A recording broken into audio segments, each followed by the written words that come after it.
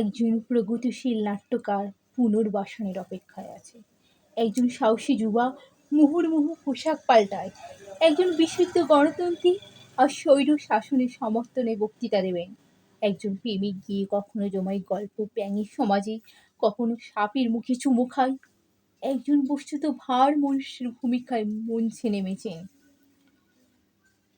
মুখোশই পাল্টিয়ে যায় দ্রুত পরিবর্তিত আলোকে। কয়েকটি চতুরকে যায় চেনা।